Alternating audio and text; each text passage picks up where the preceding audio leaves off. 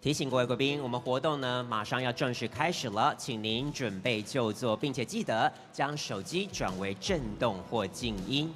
非常谢谢您的配合。Ladies and gentlemen, we're going to begin in a few minutes. Please take your seats and kindly silence your phones. Thank you very much for your cooperation.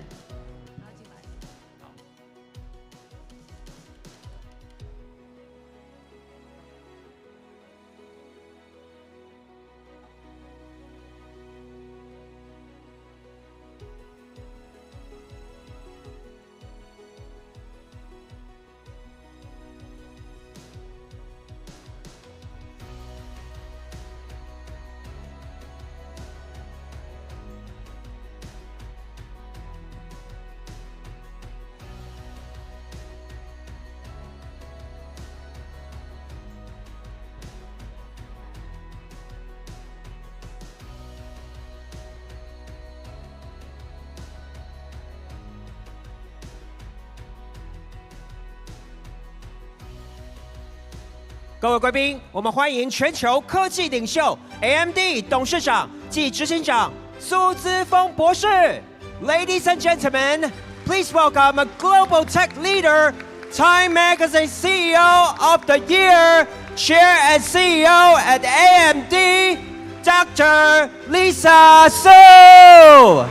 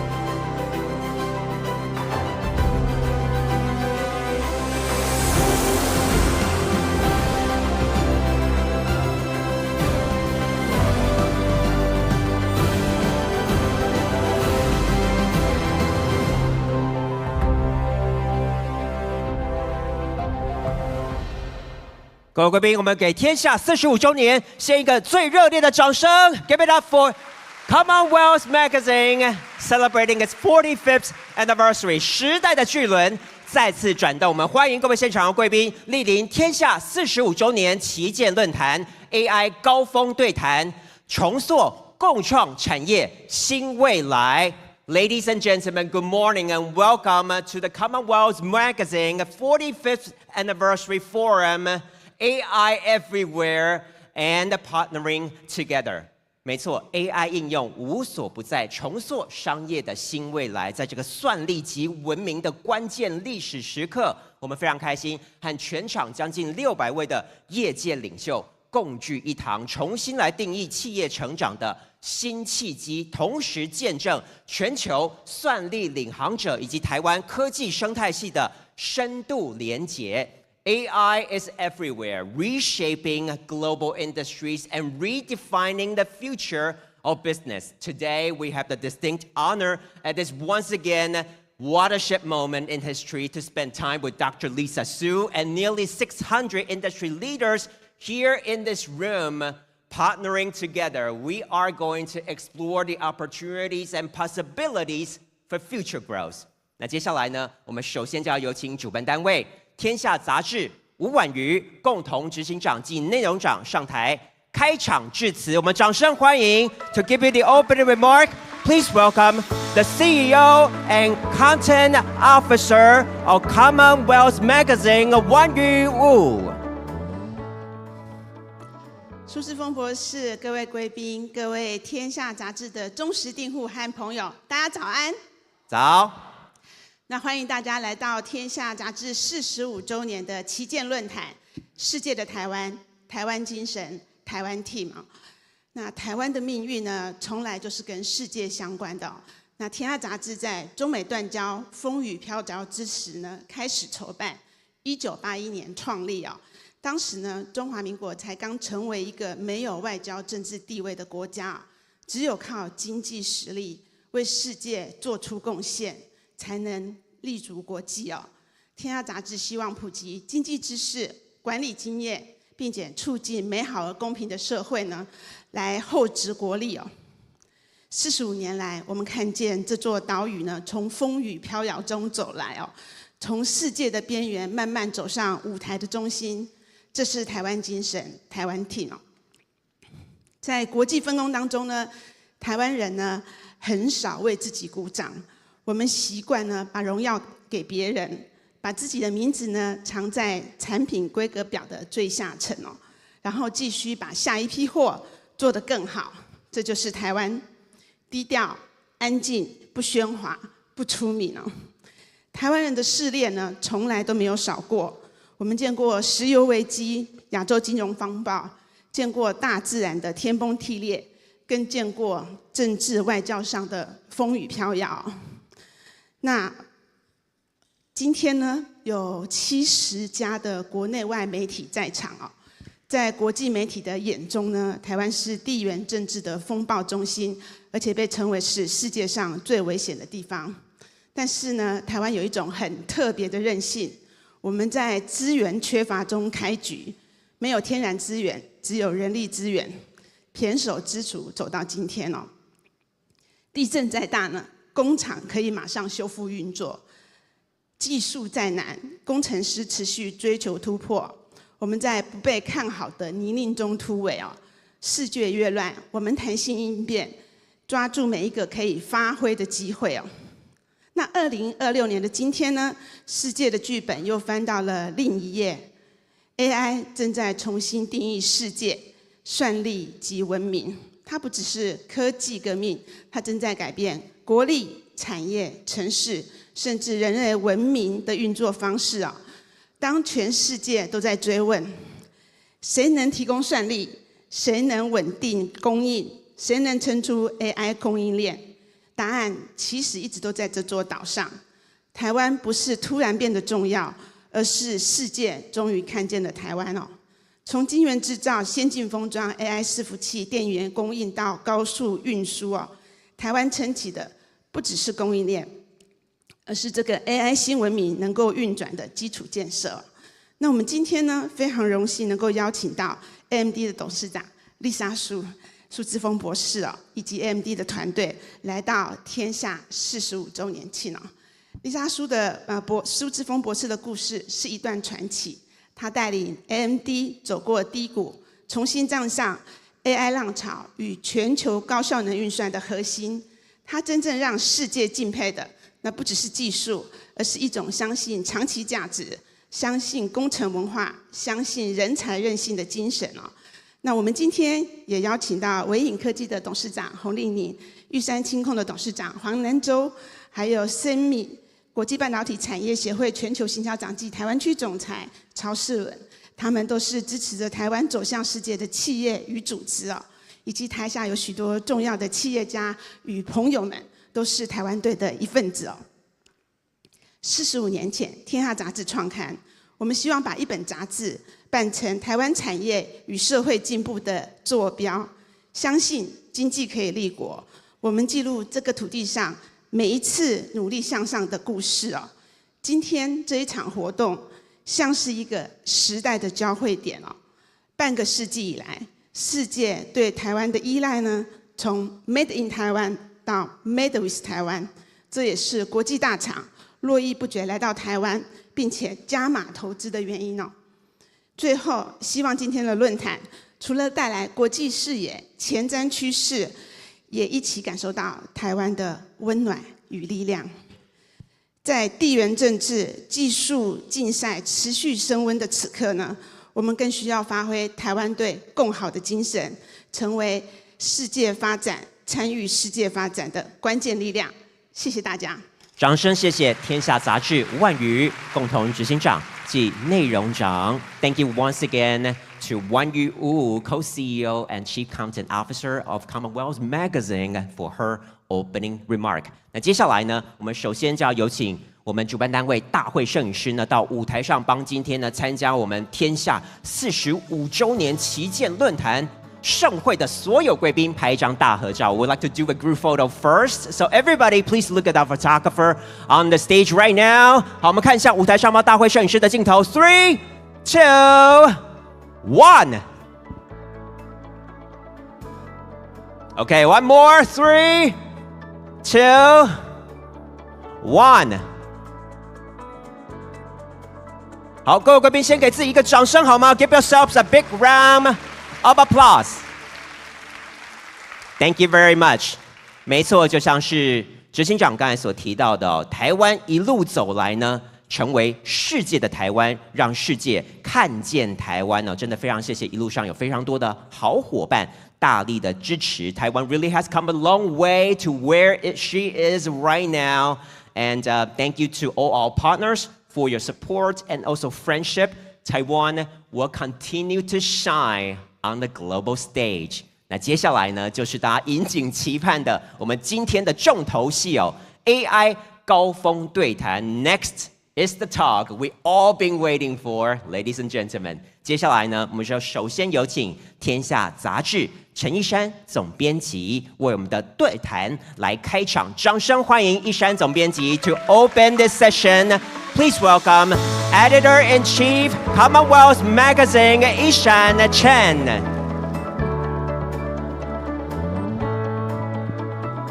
Good morning, everyone. Today, we are deeply honored to invite Dr. Lisa Su, Chairwoman and CEO of AMD, for Commonwealth's 45th Anniversary Summit.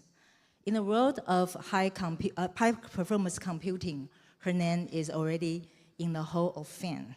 She has been recognized as one of the most influential leaders in the world. She has been the first woman to receive SIA Rubber Noise Award, which is the honest honor in semiconductor industry. And I think another achievement is she broke the glass ceiling that even Dr. Maurice Strong faced at Texas Instruments. She was the very first Asian American CEO in the mainstream semiconductor giant. After taking the CEO position in 2040, Dr. Su boldly bet on the new architecture concept, the chiplet. I think 2 years ago, Lisa Su was very surprised about everyone, even in the market, people know about CoWoS. I say after today, people know chiplet. She strategically chose the TSMC as her foundry partner. I think these two decisions to transform AMD from a struggling company into a global powerhouse. Today, AMD stands at the forefront of the AI revolution. This year is 2026. If we look back 10 years later, this year will be a critical and exciting, interesting year in AI history. Why? Many believe 26 would be marked as the year one of agentic AI. As we watching AI move from the training stage to the inference stage. In the new stage, we will run many AI models simultaneously in the same time. So we need a CPU to act as a traffic cop to keep everything moving smoothly. According to Dr. Su's forecast, in the training stage, we need 8 GPU to 1 CPU in a rack. But in the proportion will change in the inferior stage. So this is perfect timing for AMD with a full range of high-performance computing products. And most importantly, AMD collaborate deeply across the entire ecosystem, from chips to PC to servers. As we know, the most complete AI ecosystem is right here in Taiwan. And today, a lot of Taiwan team members are right now here in this room. So this is why Dr. Su is so special and so unique and the best speaker for this forum today. Unlike competitors who prefer the closed system, I know he has changed a little bit. But Dr. Su bet on the open ecosystem. After 12 years at the top, she seems to know, she believes no one can win alone. So I think I already talked too much. This time, please join me to welcome Dr. Lisa Su on the stage.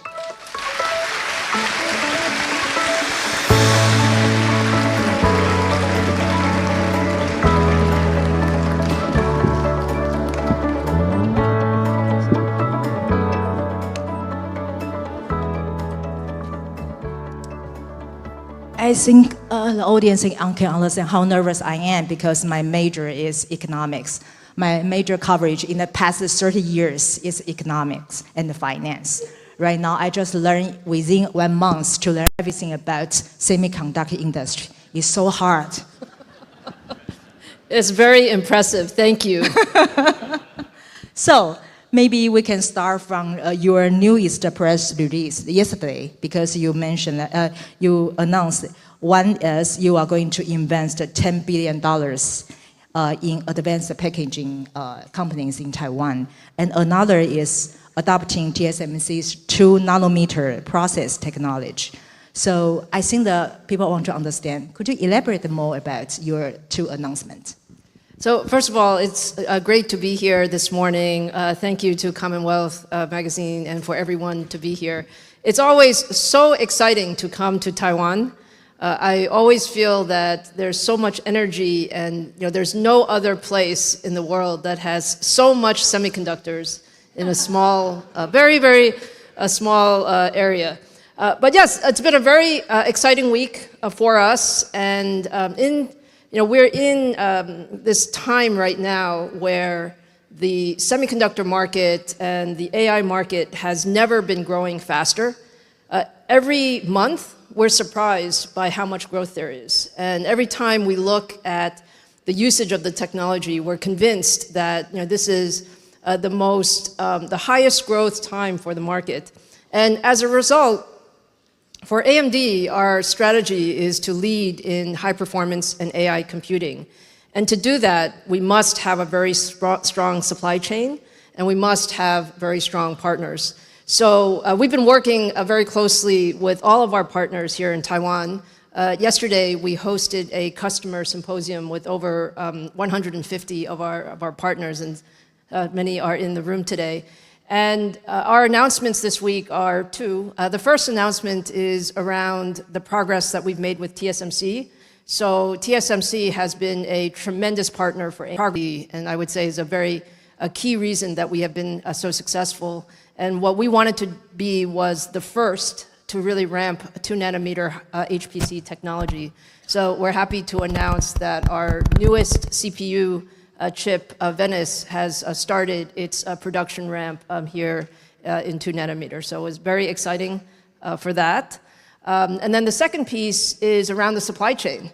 So I think all of us in the industry recognize that this is the time we have to invest, because we need to have enough capacity for the next 1, 2, 3 years. But it's a lot of investment that's required. So AMD is partnering with a number of companies here in the Taiwan ecosystem because we're leading in advanced packaging and we're leading in high-performance computing. We are co-investing to build both the technology and the capacity about over $10 billion for, if you think about all of the advanced packaging, substrates, test capacity, rack scale integration. And first of all, it's a big vote of confidence for this is the place where the technology is the best. And it's also very important for AMD's long-term growth. So thank you for all of the incredible support here. So Dr. Su, I want to follow up because I'm a journalist. Let me clarify it. You say you want to collaborate with advanced packaging. So how will you participate? Is it share the cost, research cost, or? Yeah, we do. So if you look at our technology, we have been very aggressive in the use of 2.5D technology, CoWoS technology, EFB technology. We're also very aggressive in using 3D technology. And for all of those technologies, we are very often the first time, the first user to use it at volume. So we collaborate with the ecosystem and we ensure that we're making investments upfront to have the capacity available as we ramp over the next several years. And as we have seen, the demand keeps going up. And so we're asking our partners to ramp faster, and we should absolutely share in that investment. I see. Okay, so that's clear right now. So since you mentioned the packaging and also the processing company like TSMC, I want to understand what's your forecast. What opportunity do you see in the Taiwan semiconductor ecosystem in the next 5 years? Well, I think what is so special about the Taiwan semiconductor ecosystem is it has every part of the ecosystem, starting from the basic materials all the way through the advanced process technology to the back-end technology to the systems, our OEM and our ODM partners, and now building to rack-scale manufacturing. All of those pieces need to work very, very closely together. And the only place in the world that has all of it together is right here in Taiwan. So we all view that this is really the center of the advanced technology that we're bringing out. I think what's different today, I would say, is in addition to needing the overall, let's call it end-to-end, we're also finding the need to have manufacturing capabilities around the world.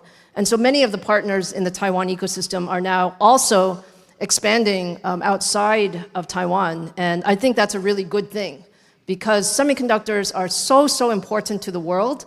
Having the geographic capability is very important. Just as you mentioned, that a lot of companies right now start to go global. Originally, semiconductor industry are all in Taiwan. So what's your suggestion to those companies that are going global? As I said, I think it's a very important thing. You know, what we're finding is maybe 10 years ago, semiconductors were viewed as very special. So only very technical people understood or very, kind of specific. Now, if you look at everywhere, either you're talking about businesses or you're talking about countries, everyone sees the semiconductors as essential. It's the most important kind of baseline foundation for computing. And as a result, I think for our Taiwan colleagues, because you have such a special capability, being able to participate more in the global ecosystem is actually a really good thing. I know it's not that easy because every country has its different way of doing things. But I think it is very worthwhile to participate in that global ecosystem. Certainly, I can say in the US, it's very clear that the US is trying to build more manufacturing capability. That doesn't mean there's any way that the US can build all manufacturing capability. It's impossible. There's just too much requirement. But it does mean that having a very diverse ecosystem, I think, is a good thing. And for those of our partners that are building around the world, we're certainly supporting all of that. But as you mentioned, it's quite difficult, challenging for a lot of companies, especially in the management skills, right?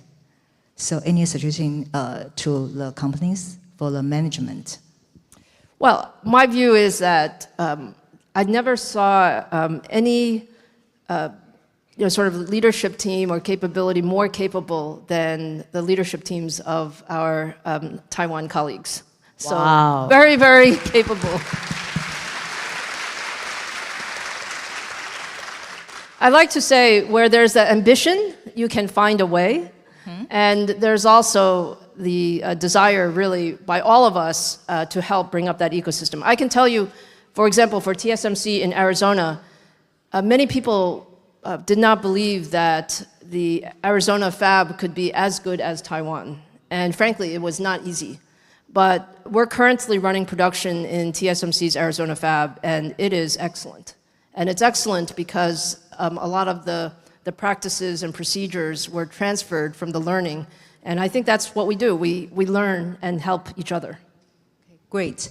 Actually, during the past, when we get into the ballroom, and I asked Lisa, what's her feeling about Taiwan supply chain.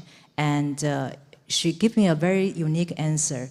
She said that Taiwan partners are frankly competitors. Could you say that again to the audience? Okay, so Yishan was asking me, what do I think is different about the Taiwan ecosystem? And I mentioned that last night, every year, I actually bring my leadership team here together to meet with our most important customers and partners. And it's an opportunity for us to talk about our latest priorities and our technologies, but its biggest reason is to appreciate and say thank you. So we had a very nice banquet last night, and everybody is so friendly. Everyone loves each other. Even if they're competitors, it doesn't matter. So cool. I asked why. What's your explanation about why people are so friendly to each other, even enemies? I didn't say enemies. You said enemies. I say that.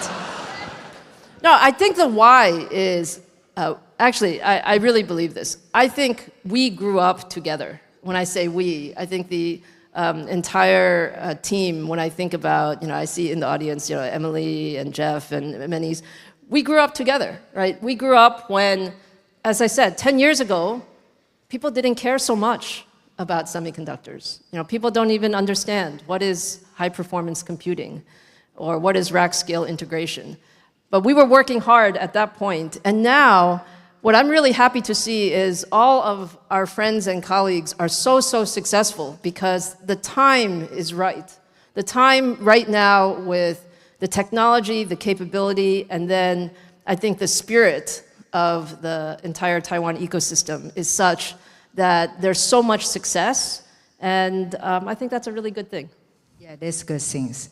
So let me back to the title of this summit, it's AI Everywhere. So I think in your CES speech, you mentioned you give a very big and broad expectation about you said that we will see a 100 times increase in compute capacity and the user growth from 1 billion to 5 billion within 5 years.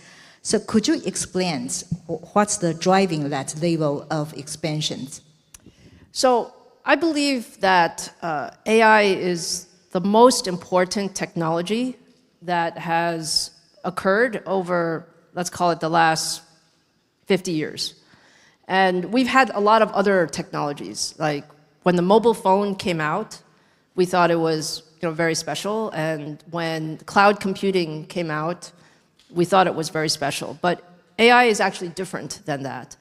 The reason AI is different, I believe, is we have found a technology that everybody can benefit from. Every single person can use it, every single company can use it, every single sort of area can really benefit from AI. And so when I say AI everywhere, I think the vision that we see is that over the next 3, 5, 10 years, everything that we can do can be made better with AI. And you should see AI everywhere, in every device that we have, in every application that we have. And that type of proliferation, of course, it's good for business, no question, but I think it's really good for humanity. And that's why I think AI everywhere, it's AI that we have in every application that we have. And that type of proliferation, of course, it's good for business, no question, but I think it's really good for humanity. And that's why I think AI everywhere, it's AI everywhere for everyone, that I think should be our guiding principle for the technology area. To create a new trend, AI everywhere for everyone. So, but I think people are curious about your expectation about the next phase of compute demands. We discussed a lot about cloud. How about edge compute? So, cloud versus edge compute, and also the training versus inferencing. Could you give us some expectation about that? Yes. So if you think about 2 or 3 years ago, when we first saw the beginning of the AI expansion, it was really a few companies that were really spending all of the effort and all of the money around AI for training. So training these large language models, sort of ChatGPT or Claude or Gemini or any of the Chinese models required a lot of computing power for training. But the truth is, nobody really makes money on training. Training is necessary, but it's not where you see the return on investment. Where you see the return on investment is people using the technology or inference. And inference is, okay, you can ask this morning, what's the weather this morning? You can ask these very simple questions, and you start to see some inference. But that's not really the power. You said it earlier. I think what we're seeing now is that AI is not only entering inference, but it's entering the time when you can do really, really smart things. And you can ask the AI to solve complex problems, and those problems will actually help you significantly change the way you can build products, change the way you can run your companies, change the way we can discover science, and all of these types of things. So I think that is a change that we're seeing. It's been very, very fast. That's what's different about the current cycle. Usually, technology doesn't change so fast. Usually it changes in maybe a couple of years, you see changes. Now we're seeing every couple of months, the technology is different and the capability is different. And the models are getting so much better.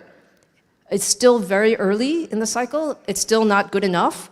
But every few months, you're seeing so much progress that that's what's driving the demand. So, also in the introduction, I say you have a forecast about 8 GPUs to 1 GPUs in the past. That's very technical for a finance journalist. Thank you. How about when will we see the 1 GPU to 1 CPU? Actually, pretty soon. Pretty soon. I think the key thing, if you think about GPUs or CPUs, the details are not that important, but the higher level point is everyone gets so excited about GPUs. The last few years, GPUs have grown so much.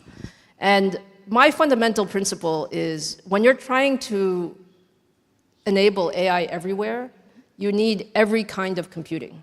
And now you're starting to see that. So you're starting to see CPUs grow. You're starting to see also some ASICs grow. And as I said, the timing is actually pretty fast. Right now, I would say that we're seeing more and more agentic AI.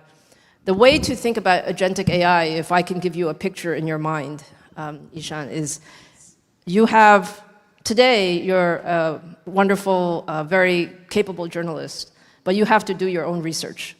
And maybe your ChatGPT or your AI can help you research Lisa Su.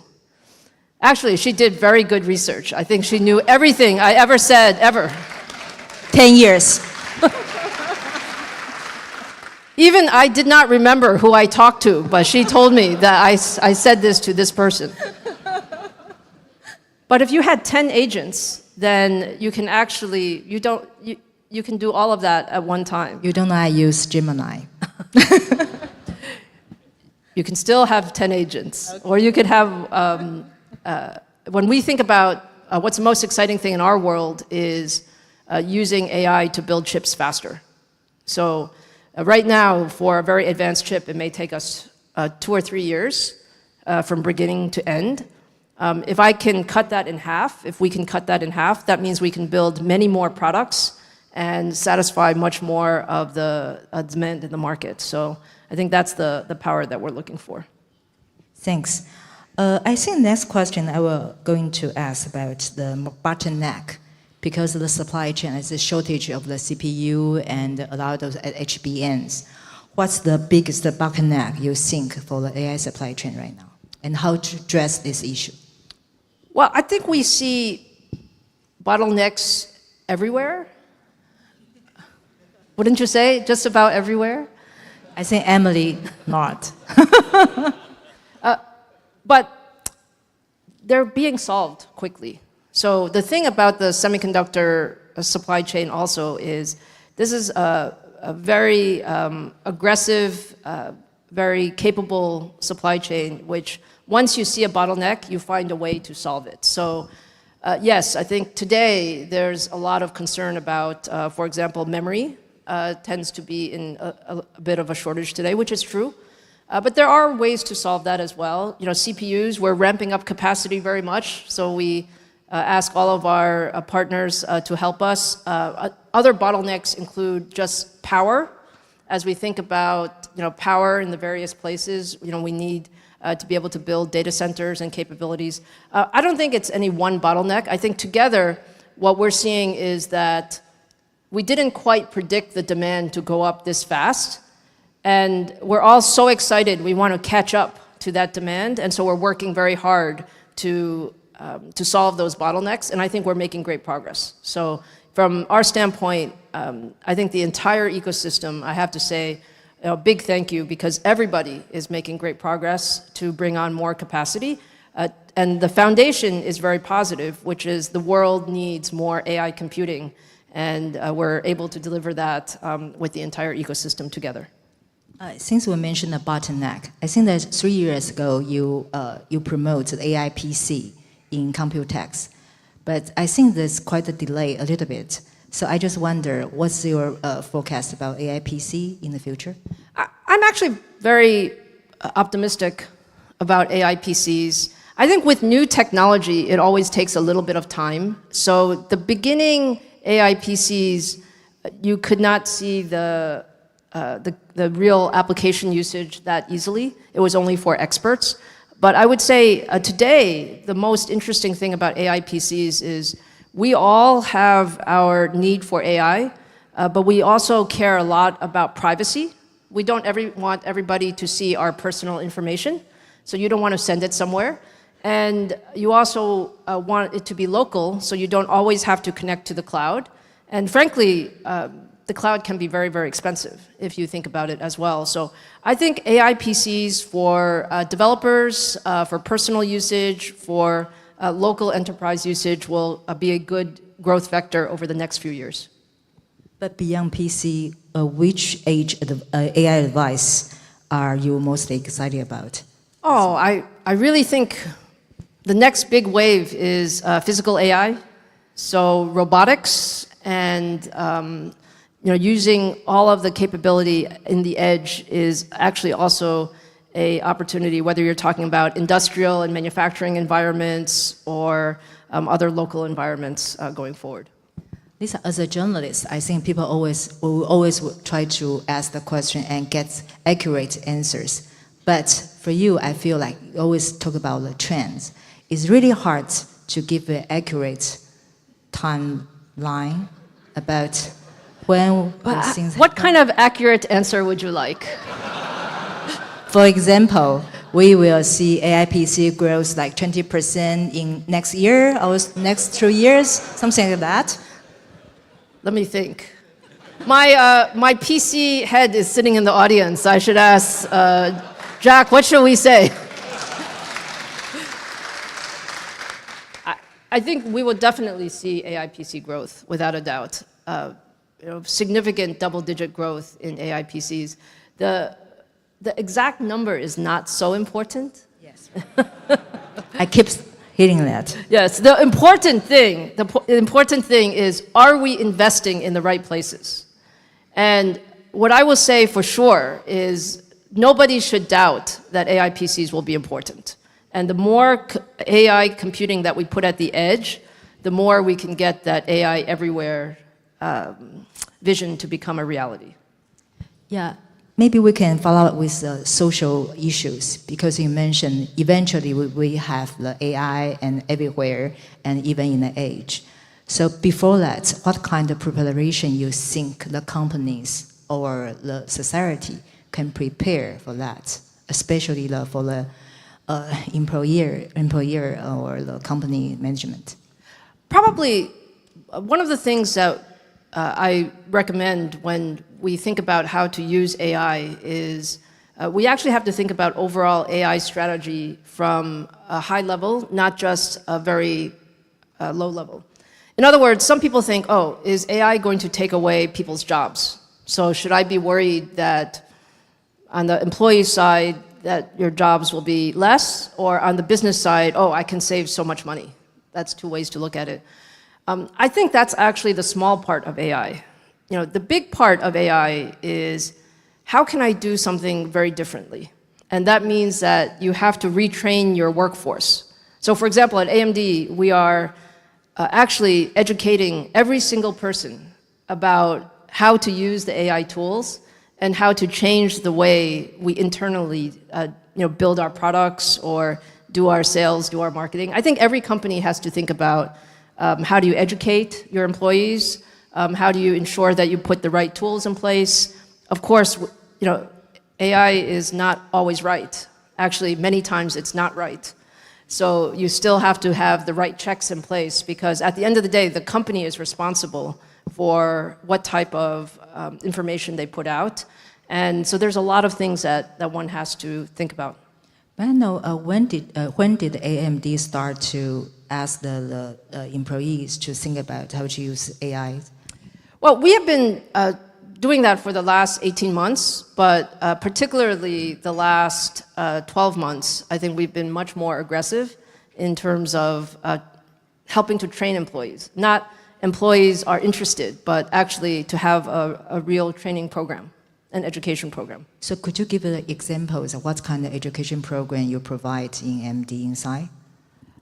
We have, basically you would take a class, it might be an online class, and there were very different levels of the class. So there's basic level, then there is, if you're a specific type of engineer, you would take this type of class, and if you're more sales and marketing, you have a different type of tools. But it's different by tools, because this is, actually, we're all learning together. I don't think any of the framework is finished yet. We're all learning together how to be more productive with the use of AI. Nice. So maybe move to another part is partnering together. So I think AMD is very strong advocate for open system. So I just wonder, because you opened the standard through like initial several initiatives like ROCON and UA Links, I think you are the strong advocate. Do you think the AI hardware industry will repeat like PC industry? I mean, for the PC industry, people have a Wintel standard. So every company can participate according to the fixed standards. That's why Taiwan PC ICT industry grow. So what do you think about AI hardware industry? Yeah, I'm a big believer in open ecosystem. And the reason for that is our philosophy is that there's no one company that has all of the best ideas. In fact, there's no one product that's the best product, and the best way for us to provide all of the technology that's required in the world is for us to have an open ecosystem, which means hardware is open, you can use different types of hardware for each application, and with that you need the right software capability as the right standards. I do think that you will have some open ecosystem, and then you will also have some closed ecosystem. But in the end, the open ecosystem is very, very powerful. And we want that individual companies can differentiate and have their special sauce, but we all still are able to work together. So do you think the dual standards will coexist? I think so. So if you think even today in the PC ecosystem, you have sort of the Apple ecosystem, which is more of a vertical integrated hardware, software system, and then you have the PC ecosystem, which is more open, which has all kinds of hardware vendors, all type of system vendors. And both have their merits, but in this case, I think open ecosystem will grow faster. Open system will grow faster. So you think if here is a lot of supply chain members, if they are trying to try to participate, what's your suggestion to the open ecosystem? Well, I think we always talk about how can we leverage a, let's call it a reference design and capability, but still allow individual differentiation so that companies can show what is their unique value. So, I think the next question is about still follow the PC industry, PC history, because in the PC history, people say the Wintel, the standard setting person, and the computer brand get the most value. So what's the value chain you think in AI hardware industry? Who will gain the most? Well, by the way, I should say something. I think AMD share is actually pretty good in the market these days. Do I need to check with the audience? Well, I could say that the thing about the open ecosystem is you will have different types of vendors. For example, today in processors, you have x86, you have ARM, you have a number of vendors. It depends on the application, which one is the most, which one fits the application best. So this is back to this notion of, this is a really, really big market. The way you should think about it is this world is completely different than the quote-unquote Wintel model from 10 years ago. This is, we see the semiconductor total market right now is over $1 trillion, and we can see very significant growth rate over the next 5 years. I don't think there's going to be one answer for all of that. It's just impossible. There's too many applications, there's too much work to do, which makes it a great place for all of us to find what are the things that we are going to be best at. Like, for example, in AMD case, we don't say that we're the best at everything, but we know that our focus is to be the best at high-performance computing and AI. But there are some areas where we are not spending so much time, like, for example, smartphones, those are not our areas. But they will also need AI. They will just use AI with a different computing. So since you mentioned it's a huge market ahead, so I think a lot of companies want to join this big wave. So in your opinions, what's the key successful factors if they can join this wave? I think it is a very, very big wave. And I think the key successful factor is, as always with any technology company, you build the technology over time. You cannot build it in 6 months or even in 12 months. It usually takes 3 to 5 years to have a strong vision and then to be able to find that place. So I think for people starting, it's to find the places where you can make the most impact. But I think what I said earlier is true, is for those of us who have been in this industry for a long time, I think we should feel confident. People sometimes talk about AI bubble. They ask all the time, can this be real? Should we really invest so much right now? And my answer is, this is definitely real. And we are still so early. Like the way we view the current opportunity is, I would say, if you think about a baseball game, maybe we're in the 3rd inning of still 9 innings. And that means that there's still a lot of innovation to happen and a lot of opportunity for all of us in the ecosystem. As you mentioned, it maybe takes like 3 to 6 years. It led me to think about your experience in AMD when you took the office in 2014, and you did 2 big decisions, and you create the same architect. It's a new chiplet architect. During that period, I think it takes 5 years to have this finished. During that period, how do you pass through all the suffering and the bad days? Suffering? Yeah. A lot of speculants. I don't know that I would say that. Mm-hmm. What I would say is, when I took over as CEO of AMD, many people asked me, why do you believe you can be successful? We had big competition. maybe there were many, many more engineers, many more resources. The reason that I fundamentally believe that we could be successful is, technology is one of those places where you kind of have to see ahead of the curve. And we were pretty sure that high-performance computing was going to be important. And there's very few companies that can actually build high-performance computing chips and capabilities. And so we believed that we could do it, but we had to do it in a different way, and we couldn't do the same thing that the entire industry was doing. So we made a bet. We made two bets. Actually, you said them very well. The first bet was a bet on TSMC. And I think that's turned out to be a really great bet for us.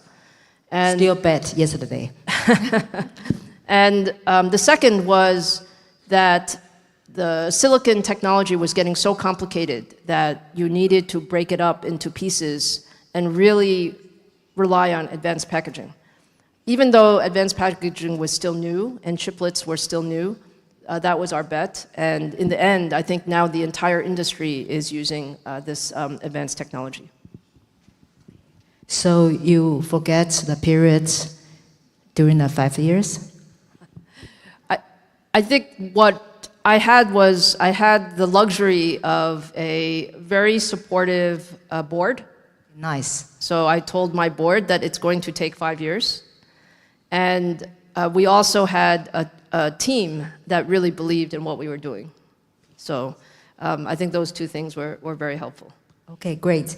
So because I say that people say CoWoS is popular in Taiwan, so maybe I can give you a chance to make chiplet popular in Taiwan. How will you explain chiplet?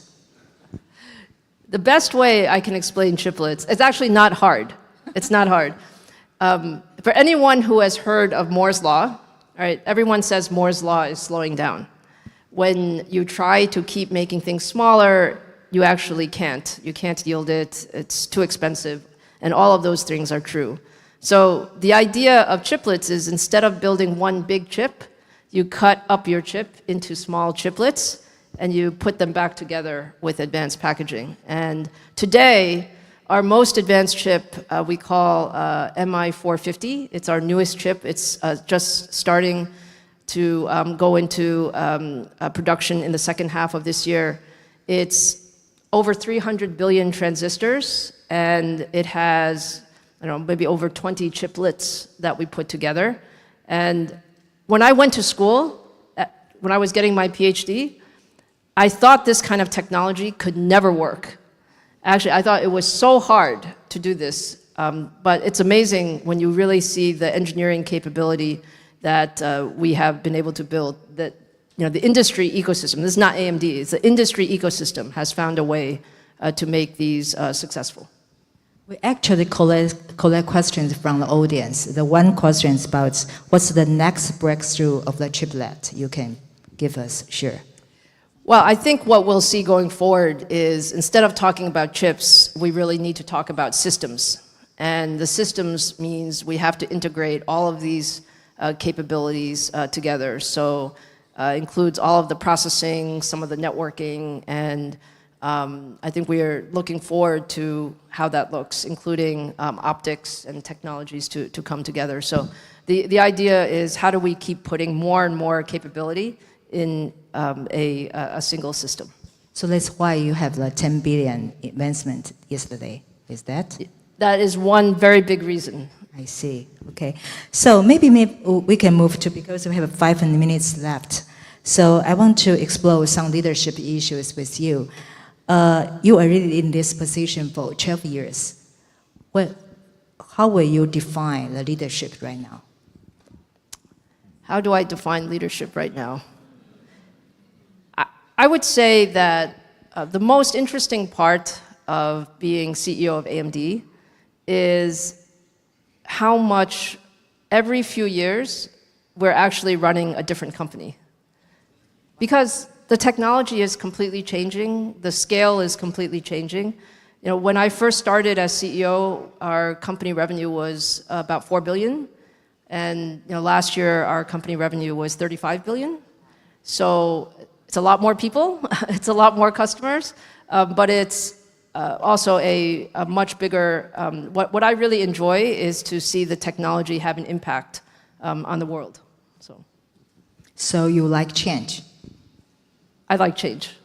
I don't like to get bored. How is that? Okay. Yeah. So because you mentioned that you have a lot of employees right now, any plan in Taiwan you will increase your staff here? Our staff here has gotten very big. I can see some of my team I heard it's like 1,000 right now. We have over 1,800 people in Taiwan right now across 10 sites. So even in the last few years, we've added 5 additional sites.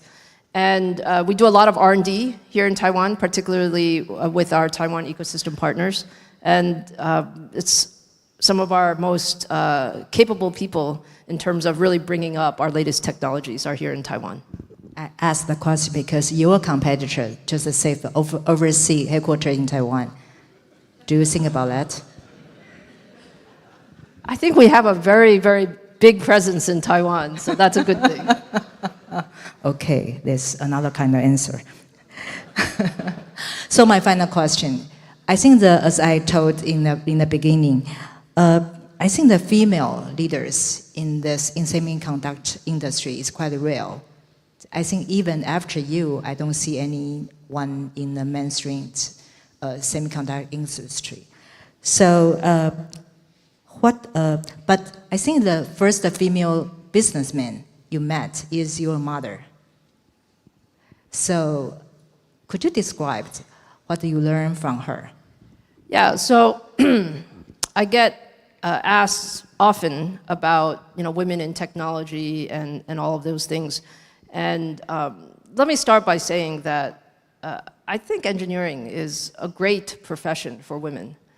And the reason it's a great profession for women is it doesn't care whether you're male or female. It only cares whether you have good ideas or bad ideas. And if you have really great ideas, you can really make a difference. So that's how I think about women in technology. But you mentioned my mother. So my parents were born in Tainan and immigrated to the United States when I was very young. I was also born in Tainan. And my mother was, I would consider a pretty amazing person. Yeah, she is. She immigrated to the United States with my father, and she really didn't know what she's getting into, and she didn't, my father went to graduate school, and she didn't really speak English well, but she, brought up her kids. They wanted to come to the United States because it was a good for us, my brother and myself. And somehow, when I was in, I don't know, maybe 10 or 12 years old, my mother decided that she was going to start her own business. So she decided to be an entrepreneur in the United States without having any background in starting her own business. So she started it from scratch, and she built it up into a multi-million-dollar business. And she would often say, Lisa, someday you have to come join me in the business. Not to your brother? Not to my brother, only to me. Why? I don't know, Have you ever asked? And actually, she would say this even after I went to AMD. She would also say this. Yeah. And she would discuss her business problems with me, and we would discuss our business problems together. And then finally, when I became CEO of AMD, she said, "Oh, maybe you won't come back to my business." So I think role models are very important, and I think it says a lot about if you have a dream and you have hard work and vision, then you can accomplish almost anything. So thank you for asking about my mother.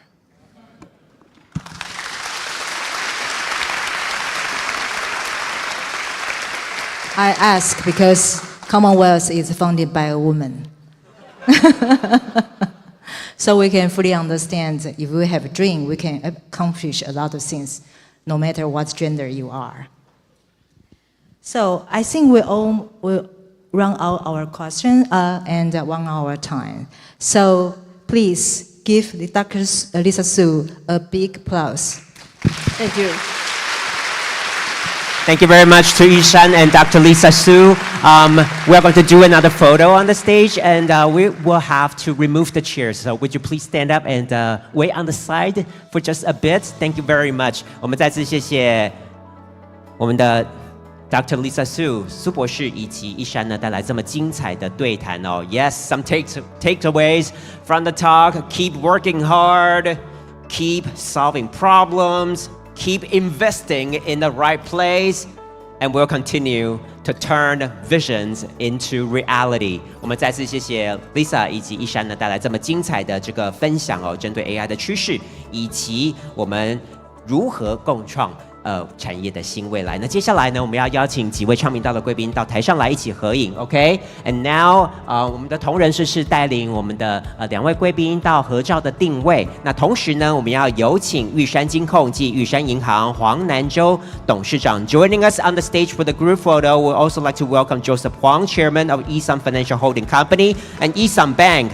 微影科技洪丽宁董事长及策略长 Emily Hong, Chair and Chief Strategy Officer of WeWin, Semi 国际半导体产业协会全球行销长台湾区曹世伦总裁 Terry Cao, Global Chief Marketing Officer, President of Taiwan at Semi, 以及我们天下杂志的2位共同执行长，有请万瑜共同执行长以及叶云共同执行长 and also co-CEOs 万宇乌 and Yun Ye of Commonwealth Magazine. Would you please also join us on the stage for the group photo?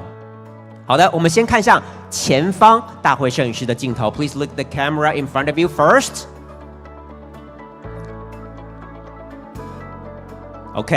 那接下来我们在拍1张之后，我们再看向后方的媒体的镜头。All right, OK, all right, one more, 3, 2, 1。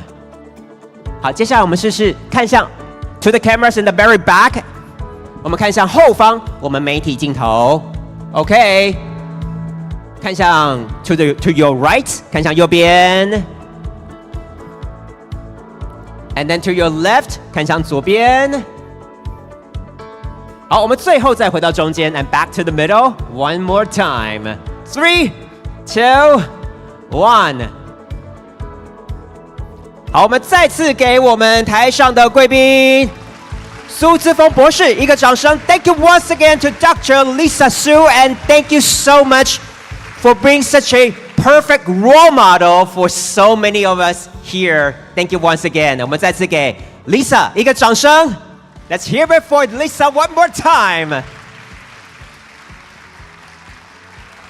再次谢谢苏姿丰博士呢带来这么精彩的分享哦，各位贵宾，接下来呢是我们中场休息时间，我们场外呢备有茶点，请各位贵宾自行取用。我们休息到10点40分，休息到10点40分呢，请各位贵宾再次回到会场，我们还有下一场非常精彩的座谈。那同时呢，我们在荧幕上要秀出来的，也就是如果大家想要持续深耕我们 AI 领域的话呢，7月29号。天下管理高峰会超越 AI 共治管理新时代，我们会邀请《时代》杂志选为全球 AI 领域最具有影响力的100大人物，华顿商学院莫里克教授跟我们分享企业在 AI 时代如何重塑新的样貌，如何探寻新的商机，都欢迎大家呢可以扫描荧幕上的 QR code， 现在报名可以享有早鸟优惠。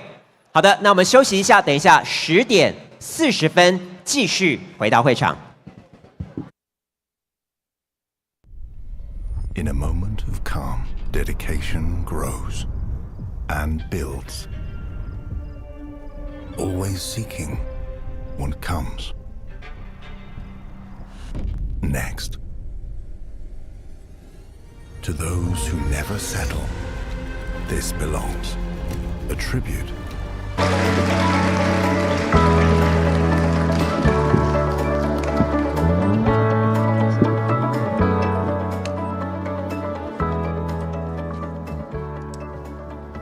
I think the audience can understand how nervous I am because my major is economics. My major coverage in the past 30 years is economics and finance. Right now, I just learned within 1 month to learn everything about semiconductor industry. It's so hard. It's very impressive. Thank you. So maybe we can start from your newest press release yesterday, because you mentioned, you announced one is you are going to invest $10 billion in advanced packaging companies in Taiwan, and another is adopting TSMC's 2 nanometer process technology. So I think that people want to understand. Could you elaborate more about your 2 announcements? So first of all, it's great to be here this morning. Thank you to Commonwealth Magazine and for everyone to be here. It's always so exciting to come to Taiwan. I always feel that there's so much energy, and there's no other place in the world that has so much semiconductors in a small, very small area. But yes, it's been a very exciting week for us, and we're in this time right now where the semiconductor market and the AI market has never been growing faster. Every month, we're surprised by how much growth there is. And every time we look at the usage of the technology, we're convinced that this is the highest growth time for the market. And as a result, for AMD, our strategy is to lead in high performance and AI computing. And to do that, we must have a very strong supply chain, and we must have very strong partners. So we've been working very closely with all of our partners here in Taiwan.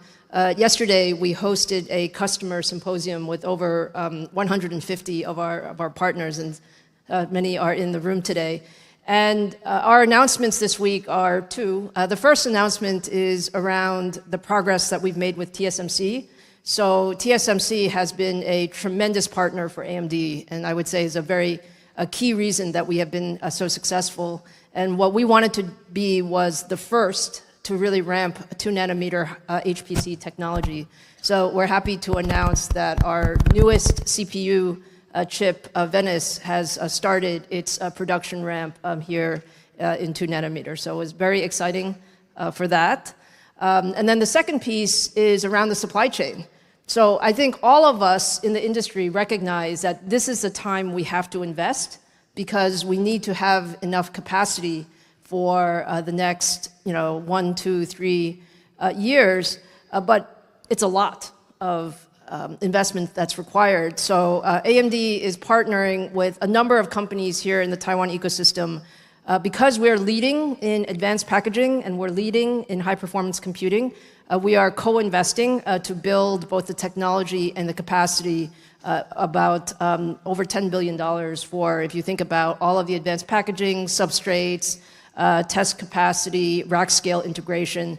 And first of all, it's a big vote of confidence for this is the place where the technology is the best, and it's also very important for AMD's long-term growth. So thank you for all of the incredible support here.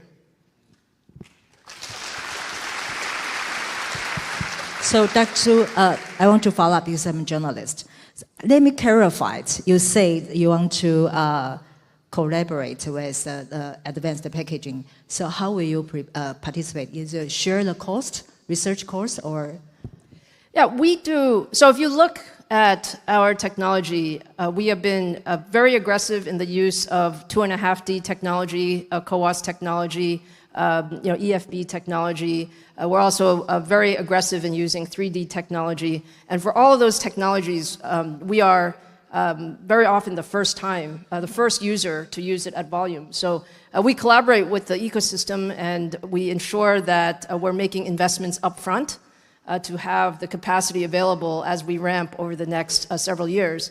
And as we have seen, the demand keeps going up.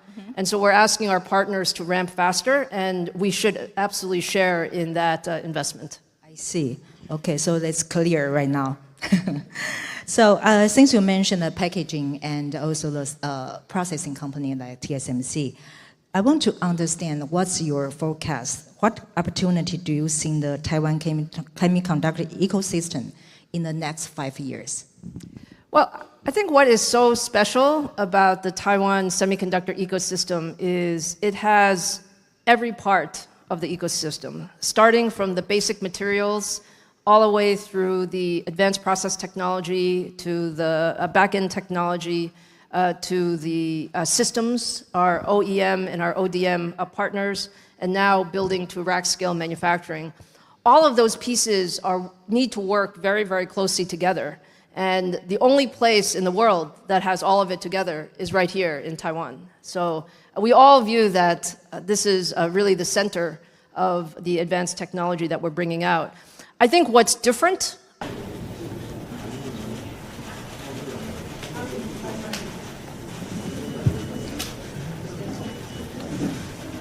How's everyone? Good. Hello. Good morning. Wonderful. Thank you all for being here, for taking the time to come. I also want to thank Commonwealth Magazine again for putting on such a wonderful event. Dr. Lisa Su will provide some opening remarks. Then I will moderate a Q&A. We have microphones to pass around for you to ask your questions. When you do ask a question, please state your name and the media outlet that you're from. And so we can get to as many questions as possible, please limit yourself to one question. So with that, I will turn the floor over to Lisa. Good morning, everyone. Thank you for being here, and thank you always for the warm welcome when I come to Taiwan. So it's a little bit short trip this time, but always very productive to be here with our ecosystem partners and to really plan our overall strategy for the next few years. So I'm happy to take any questions that you would like to ask. Wonderful. How about right here in the front? Hi, Lisa. Nice to see you again. This is Honda Lin from Commonwealth Magazine. So yesterday you just announced the 100 billion investment in Taiwan. So I just want to ask, could you give us some more colors about this investment? Because how much capacity you need and which part of the capacity you need most support from Taiwan semiconductor supply chain? Absolutely. So we announced over $10 billion in investment in the Taiwan ecosystem. And what we're really trying to do is, AMD is at the really leading edge, one of the first users of some of the advanced packaging technology, some very complex substrates, and also some of the rack scale design.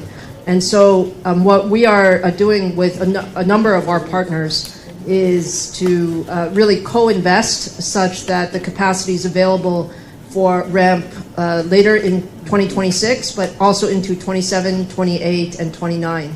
Because the lead time on some of these investments is quite long. They have to secure land and buildings and manufacturing capacity to do that. It's advanced packaging as well as substrates, as well as some of the manufacturing for rack scale systems. Wonderful. Next question.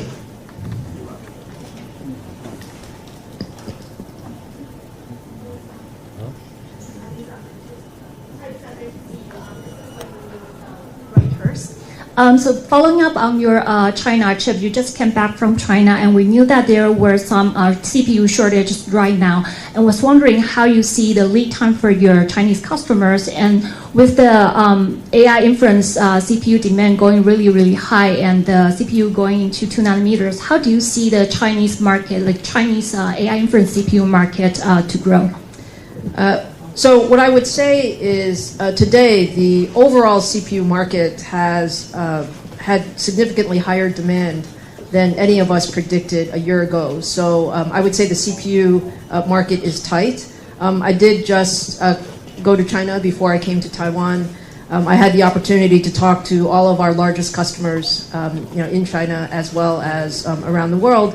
And we are ramping up capacity very quickly. So one of the things that, one of the reasons I came here to Taiwan is to make sure that we prepare ourselves for the significant ramp in CPUs. And we're getting excellent support from all of our supply chain partners to do that. So My view is that we will continue to ramp up supply every quarter this year, and we have significantly more supply planned for 2027 and beyond.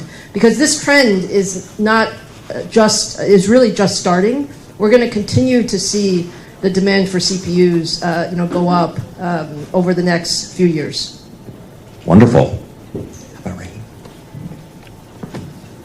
Dr. Su, it's a pleasure to meet you. I'm Lily with Taiwan Plus, and my question is, how can AMD specifically challenge NVIDIA, which currently dominates in AI infrastructure? Thank you. Well, I think one of the things that's most important for us to think about is the AI infrastructure market is growing so quickly. We're projecting that just the data center part of the AI infrastructure market will be over $1 trillion over the next 3 or 4 years, which is tremendous, tremendous growth. In that type of market, you actually need all different types of solutions. So you need CPUs, GPUs, as well as ASICs and other technologies. I think that is the advantage that we have as AMD, is that we have all of these components. So if you think about 6 months ago or 12 months ago, nobody was talking about CPU shortages or CPUs being tight. But with inferencing demand increasing, now CPUs are very much in the center of what's important, and this is where AMD is very, very strong. So if you think about just the way the AI infrastructure market evolves, you're going to see all different kinds of compute, and we believe that our technology is going to do very well in the overall infrastructure market. Wonderful. Hi, Lisa. I'm Katie from Economic Daily News. You mentioned earlier the next big wave is physical AI. And could you please share AMD's plan, roadmap, or vision regarding physical AI? Thank you.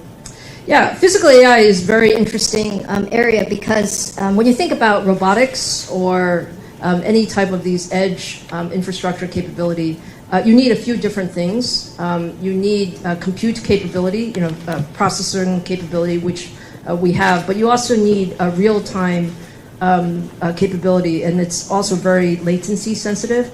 So when we acquired Xilinx, we acquired a very capable adaptive computing capability with FPGAs and other things. And so our embedded systems are actually already in many different physical AI applications. We're in medical applications, automotive applications, aerospace and defense, and we're now combining our CPU and our AI engine capability into that real-time capability so that you have the ability to satisfy these physical AI applications. Thank you. Hi, Lisa. Good morning. Good morning. I'm Pearl from Wales Group, Wales Magazine in Taiwan. My question is, you mentioned the inference is the key to drive the AI to widespread adoption. Mm-hmm. And also that ASIC chips is growing, right? Mm-hmm. But for AMD, do you think ASIC chips are both a competitor and also a boost for AMD? What's your view? Yeah, I actually think, again, this is a pretty interesting time. So inference is growing very fast. And when you think about inferencing growing very fast, the most important thing we talk about is tokens per dollar. And how can you get more tokens because you're using a lot of AI capacity. AMD's roadmap is actually optimized for inference. So if you look at our GPU roadmap, we focused on some of the most important areas of inferencing around memory and memory bandwidth. And that, I think, is playing very well to some of the large customers like OpenAI and Meta and others who have adopted AMD's technology. To your question about ASICs, I think ASICs are very good. And in some sense, you're always going to have the ability when you're trying to do something cheaper to use ASICs. From AMD's standpoint, our philosophy is you should use the right chip for the right application. So sometimes you need GPUs, sometimes you need CPUs, sometimes you need ASICs, and our technology is able to do all of those things. So I would say overall it's a net positive. And the reason it's a net positive is the demand is so high, there's so much opportunity for all of us to be very successful. Wonderful. How about over here?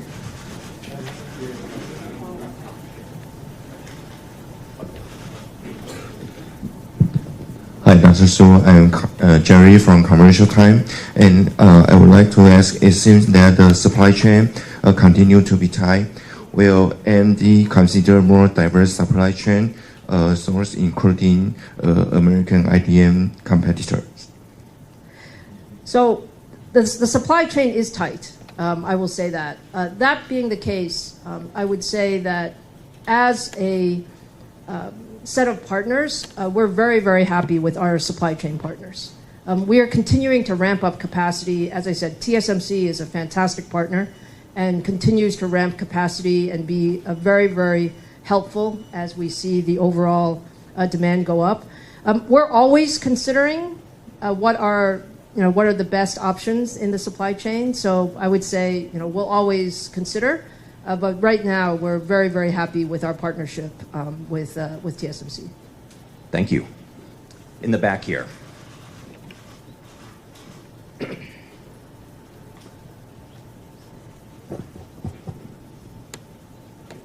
Hello, Lisa. I'm Jackie from SET TV.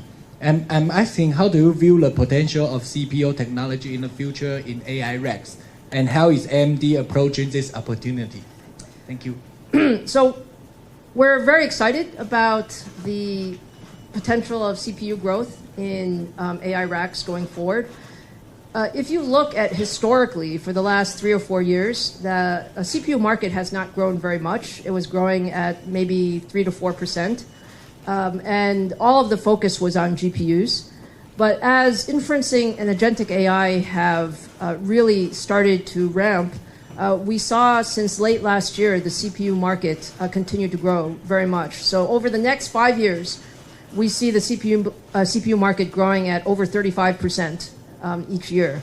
And this is an area where we're very strong. So for example, when you look at just the amount of coverage we have at all of the largest hyperscalers around the world, North America, China, across all of the top users, AMD technology is very, very well represented. And our strategy is not just one CPU. We're building a whole family of CPUs. So our new Venice CPU in 2nm technology has a cloud optimized, has a throughput optimized, has a head node optimized, has a agentic AI optimized. And I think that's how you win. It's not just one design point, but actually we have a whole family of design points. Wonderful. You've been very patient in the back, right there with your hand up.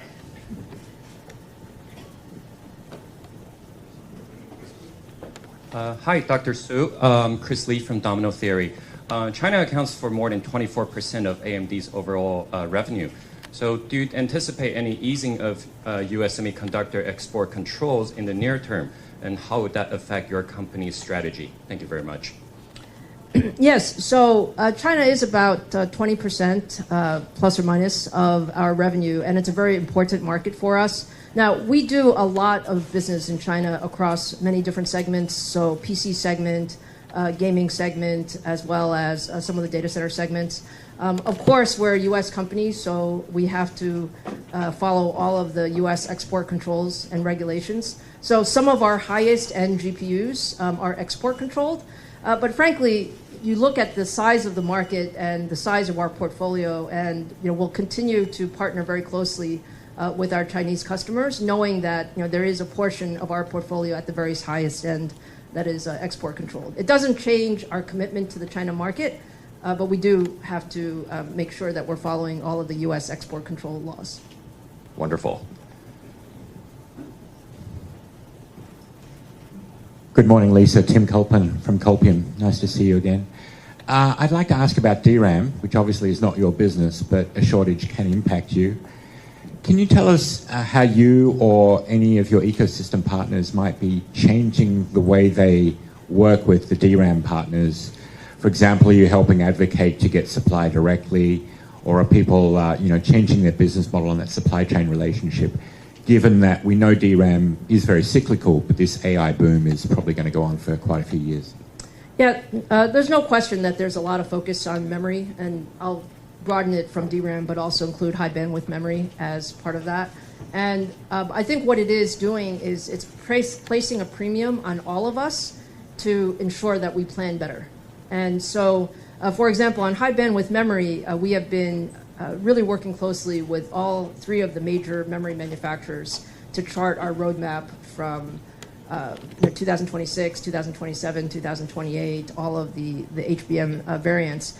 But DRAM, frankly, everyone just expected was going to be there. And so today, how that changes is we are actively planning what I would call match sets. So for all of our HBM capability, ensuring that there's the requisite DDR5 that goes along with that. And it's requiring us to plan very closely with our customers as well. This is, what I like to say is, the semiconductor ecosystem is actually fairly good at figuring out ways to deal with these types of things. And I believe in this case, we will as well. Probably the largest impact that we're seeing on the memory case is with some of the consumer markets. I think we're watching the consumer markets carefully because the data center markets will tend to be able to absorb some of the price volatility. In consumer market, it's harder to absorb that price volatility. So we'll see what happens over the next couple of quarters. Wonderful. I think we have time for a few more questions.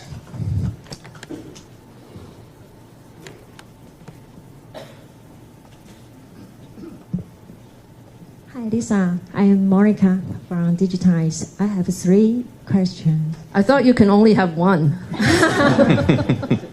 Okay. The first question is how is AMD addressing with CoWoS shortage? And could you share more details about EFB packaging technology and how does AMD allocate production between EFB and the CoWoS? The 3 is Helios has 72 GPUs. How many CPUs does it use? Our next generation platform? Yeah. So let's see, 3 questions. Let me start with CoWoS and EFB technology. Look, the CoWoS capability has been extremely good, and we've been very happy with the progress so far. I think from an overall capacity standpoint, again, our partners have built up the capacity in CoWoS, so we see a good matching between advanced logic and advanced packaging and all of the various pieces. So I wouldn't say that there's a big concern. It's just something that we have to plan in terms of ensuring as we plan our future generation, we have to ensure that we have enough packaging to match the silicon. As it relates to EFB, look, I think CoWoS is a great technology. We're also always looking for technologies that will help optimize the cost point of the advanced packaging solution. So I think it's still early in the EFB development, and we're investing in EFB capacity as well as ensuring that we have good CoWoS capacity, and we'll continue to allocate depending on which on where the demand goes going forward. And then your last question. Helios. Oh, Helios. Yeah, Helios is 72 GPUs, and in this case, it's like a 4-to-1 configuration. Wonderful. I think we have time for one last question.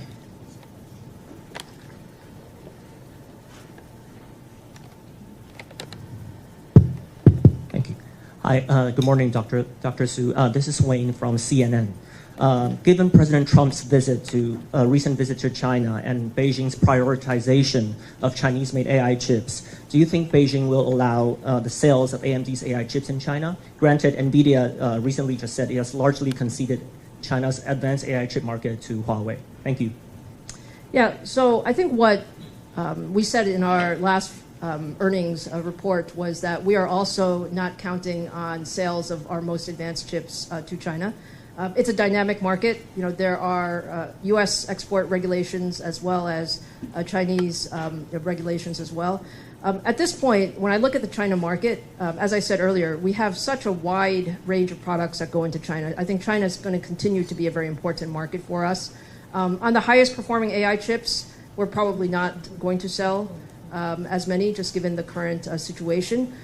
Where I think China has actually made a lot of progress, though, is on AI PCs and local AI. So our focus, we did a developer day in Shanghai this week, and we had a couple thousand developers there talking about local AI and really how you can use the AI PC technology. So I think there are lots of ways for us to continue to be close partners in the Chinese ecosystem, even with the current regulations.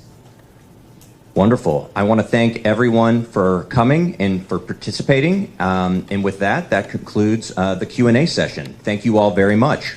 Thank you. Great to see everyone.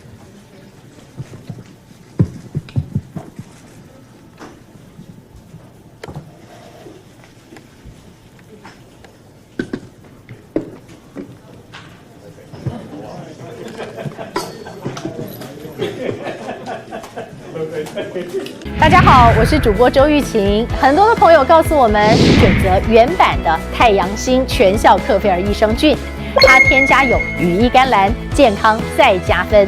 而有睡眠困扰的朋友们，赶快选择蓝色包装这一款晚安加强版，绝对是更有感。每日克菲尔，时刻美好 ，Good Feel Good。请上快点购为健康下单，而且要记得输入推荐代码，有额外的折扣优惠。太阳星全效克菲尔益生菌基础版、晚安加强版，新包装改版，内容不变，抽取更方便。要吃就吃最好的。